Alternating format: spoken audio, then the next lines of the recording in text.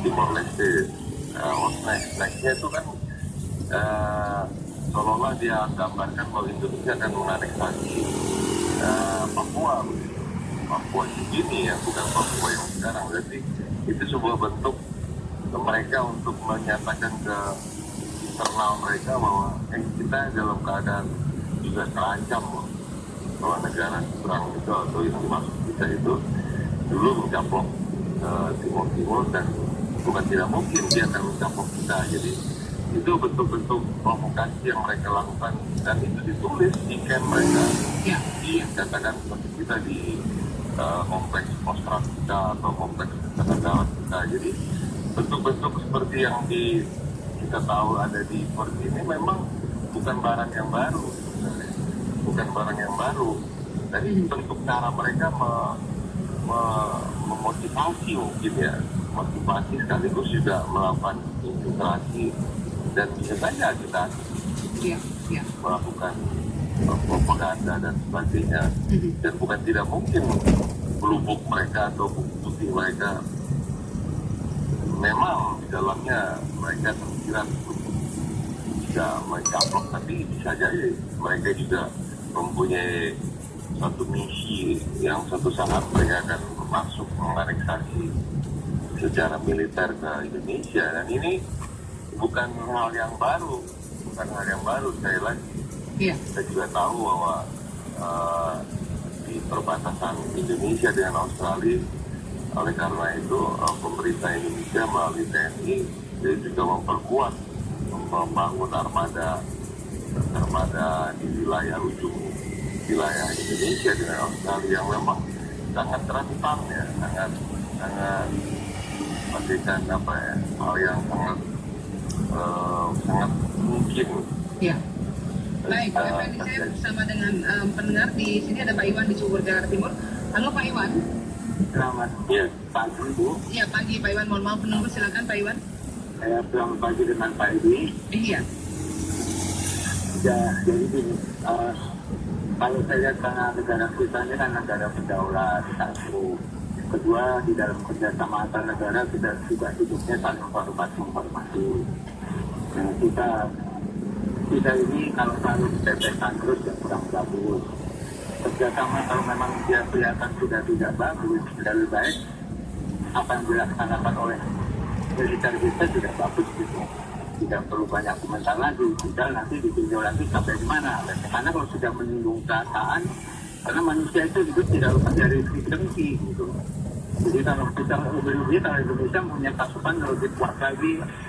Nah, kapal sampai ribuan, kapal terbang ribuan karena negara kita luas, tambah satu lagi mereka tambahkan bilik-bilik kita lebih parah lagi gitu. Jadi ini kita juga harga diri kita jaga. Jadi kita juga tak perlu tapi tetap kita hormati dengan negara itu penting. Tapi kita jaga diri karena biar bagaimanapun zaman sekarang bikin tangguh bikin ini nyolong sistem juga bisa terjadi gitu. Jadi kita juga harus bisa berdiri sendiri, artinya buat pelakar sendiri sambil lebih canggih dari dia itu lebih bagus gitu. Seperti itu saya kira. Terima kasih.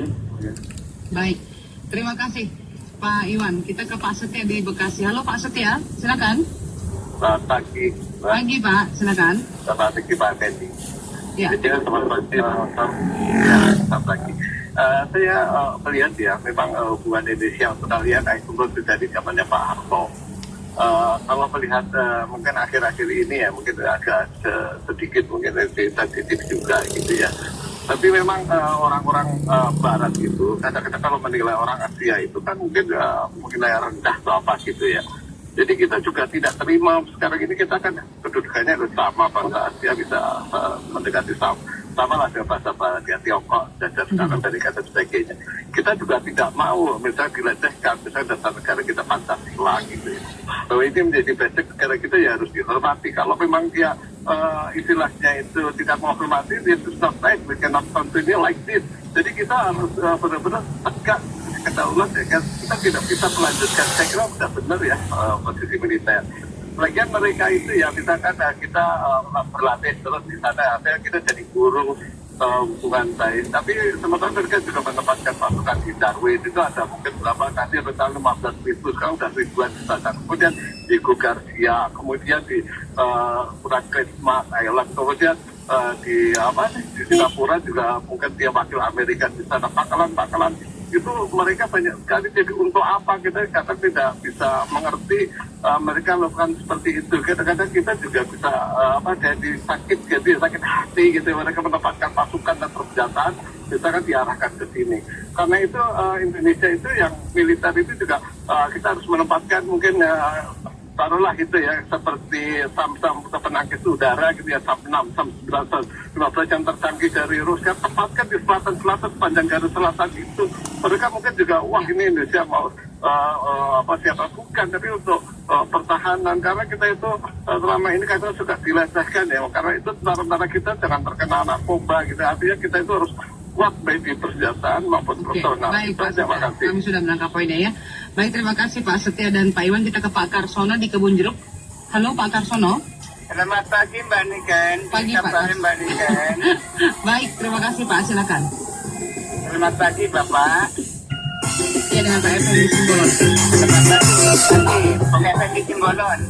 Ya, selamat pagi Pak. Nih, Karsono nih Kebun Jeruk nih. Ya. Ini Bung. Kemarin 2013 kan terjadi penyadapan. Sekarang di sini itu di Darwin kan sudah ada pangkalan di sana, pangkalan Amerika. Kemudian di utara kemarin ada berita sedikit tentang Natuna. Nah sekarang begini, kalau kita nggak seperti itu berarti posisi Indonesia itu kejepit kan itu. Di selatan ada Darwin, di utara ada Natuna. Apa kita nggak lebih baik kembali aja seperti itu zaman Bung Karno itu tahun 60-an, periode 60-an, kekuatan armada kita terbesar keempat di dunia seperti itu. Kenapa nggak kita mendekat pada Uni Soviet, pada Rusia di sana? Itu yang penting di situ. Jadi saya mikirnya ya untuk zaman dulu, ya untuk sekarang, ya untuk masa depan seperti itu. Karena waktu itu kita benar-benar armada tempur TNI kita itu dengan kekuatan 12 kapal selam saat itu, Sverdlov itu ada di situ. Kemudian MiG 17, 19, 21. Indonesia terkuat keempat di dunia setelah Amerika, kemudian Uni Soviet, Inggris, Indonesia, ROC waktu itu masih di bawah Indonesia. Kenapa kita nggak kembali seperti itu, Bung? Ya. Untuk Indonesia itu, jadi dengan kekuatan seperti itu nggak akan berani apa-apa itu, negara-negara lain akan memperhitungkan benar-benar terhadap kekuatan Indonesia di situ. Ya. Selamat pagi, Bung. Baik, terima kasih Pak Karsono. Terima kasih. Oke, terima kasih Pak Karsono. Silakan Pak Effendi, ada 3 tadi ya pendengar kami yang menyampaikan beberapa pendapatnya. Ya memang kita tentu tidak ingin terlalu mencampuri urusan internal TNI, urusan militer ya, karena ini kan ada hal-hal yang harus dirahasiakan juga, dan itu rahasia sifatnya.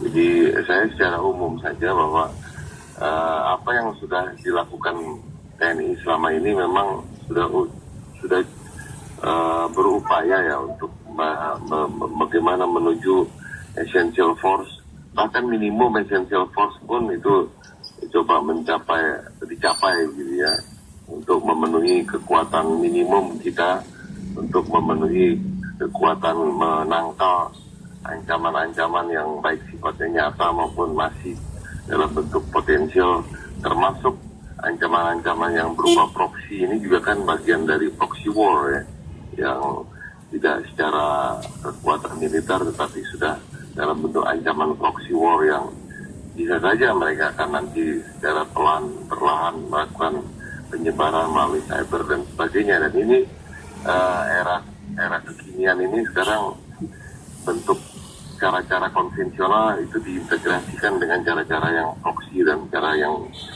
lebih canggih gitu. Dan ini kita percaya bahwa TNI dan pemerintah kita sudah menuju ke sana.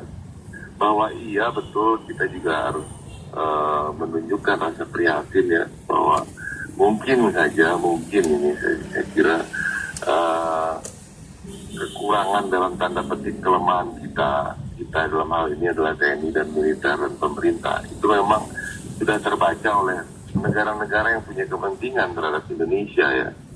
Jadi dari sisi anggaran juga kan kita sangat minim ya, sangat minim. Jadi itu juga perlu sekaligus merefresh Pak Jokowi ya, pemerintahan sekarang untuk bisa memenuhi 1,5% dari PDB untuk pemenuhan sektor pertahanan kita, khususnya TNI ya, khususnya TNI. Jadi kalau sekarang masih di 0,7 sekitar segitu, dan itu rasio penggunaannya masih lebih banyak penggunaan untuk belanja rutin, bukan belanja modal dan belanja barang. Artinya kita belum memenuhi alutsista yang cukup untuk bisa melakukan efek deteren ya, untuk bisa menghadapi ancaman-ancaman yang setara dengan negara-negara yang di kawasan. Maka memang sepanjang kita belum bisa memenuhi itu, memang bisa jadi itu oleh pemerintahan atau negara-negara sekitar kita, termasuk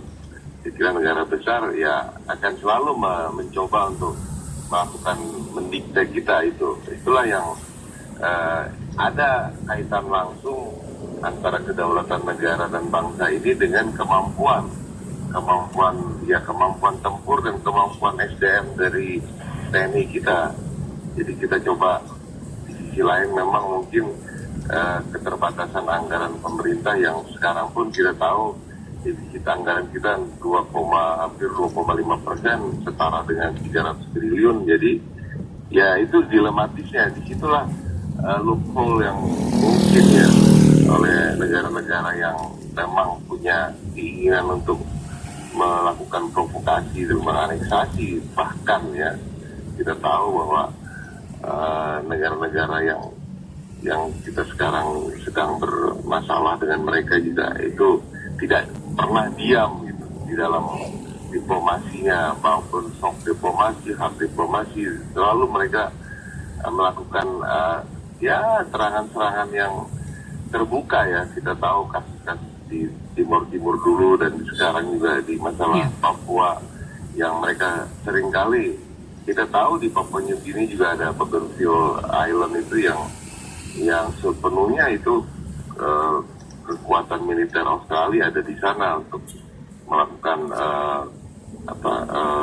kegiatan pengamanan. Sehingga ya ini tadi kembali ke political will dari pemerintahan sekarang untuk bisa memenuhi setara dengan 1,5% dari PDB ya, dan itu sesuai juga di dalam amanat di RPJM-nya pemerintahan Jokowi JK. Jadi kalau itu sudah 1,5%, maka ya dengan segala konsekuensinya kekuatan militer kita juga akan menjadi faktor untuk menjaga katakanlah positioning bargaining kita ya. Bargaining kita ini kan dalam tanda petik seringkali itu menjadi titik lemah kita. Jadi diplomasi menteri luar negeri kita kadang-kadang tidak didukung, dibarengi dengan kekuatan militer, termasuk kita di belahan wilayah Asia Tenggara saja bukan yang dalam tanda petik yang terbesar dalam penggunaan atau